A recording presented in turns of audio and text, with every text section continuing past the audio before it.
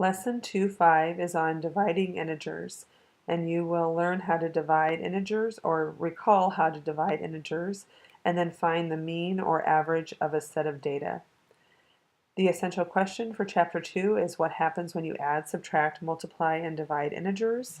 There's lots of things to consider when you're thinking about that question, and that will be on the test. So be thinking about how you can articulate the answer to that question. There's lots of things to consider when you're doing operations with integers, including memorizing rules, maybe thinking about manipulatives or number lines, or telling yourself a word problem with money. And there's lots of things to keep straight, but operations with integers are really the foundation of algebra moving forward. So you really have to become very efficient and accurate when you're performing operations. When you're dividing integers, the same rules apply as when you're multiplying integers. When you have two integers with the same sign, or different signs, two integers with different signs, the answer is negative. So in example 1, we have a negative and a positive. That gives us a negative answer. In 1a, you're going to record this answer on your note sheet, negative 63, positive 7, different signs, the answer is negative, negative 9. 1b, positive numerator, negative denominator, different signs, the answer is negative. Please record those on your note sheet. In example 2, we're talking about the key concept of two integers with the same sign. So whether both of those integers are negative or they're both positive, same sign is positive. So looking at example 2, we are going to be taking two negative numbers. For 2a, negative 35 divided by negative 5 is a positive 7, and a positive 39 divided by a positive 3 is positive 13. So same signs means positive answer. In example 3, we're looking at algebraic expressions and evaluating them when we're given the values. Remember that you can always watch these video tutors. They're only a couple of minutes and it walks you through different problems, and it's just someone else to listen to explain how to do these.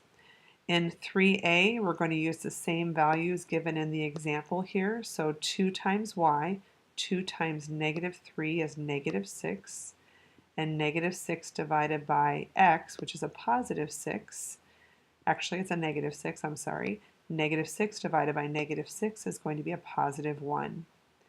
In 3b, we have 3x, so x is negative 6, so we have 3 times negative 6, which is negative 18, and we're going to divide that by the opposite of y.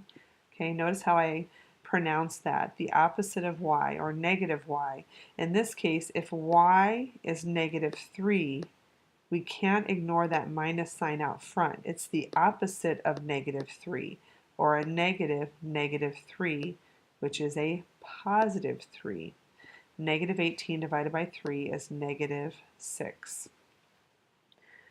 For the next one we're going to look at, it's page 79, example 4 at the top of the page. We have the mean of some numbers. So you can look through that example. I'm going to jump down to 4a, where we have different scores on her round of golf. Linda had a negative 3, a negative 2, a 1, a 0, and a 4. Linda has a score of negative 3, negative 2. That's negative 5 plus 1 is negative 4. Negative 4 plus 0 is 0. Negative 4 plus 0 is negative 4. Negative 4 plus 4 is 0. Okay, so we have a total of 0 for the sum, and when we divide that by 1, 2, 3, 4, 5, 0 divided by 5 is equal to 0. That's not matching up with what the answer key shows, so if you see the error that I made, please let me know on that, because the way I see it, 0 is the correct answer for that one. For 4B, we had 4 transactions. Jessie posted in her checkbook. That's 35, 23, negative 156, and 60. So we're going to add those 4 scores together, and then we're going to divide by 4, and what we get is a negative 27. I'm just going to verify that with my calculator by typing in 35 negative, oops, sorry about that, 35 negative plus 23 plus 156 negative plus 60 equals negative 108 divided by 4 transactions is a negative 27. Please make sure you have that in your notes. And lastly, you're just going to write down something to remember when dividing integers. At the bottom of page 79, there's a concept summary. If you want to copy that down, you're welcome to. There's just lots of rules to remember if that's something you like to do. Otherwise, think about some other strategies that you can use to get really efficient with your integer operations. Let me know if you need any extra help.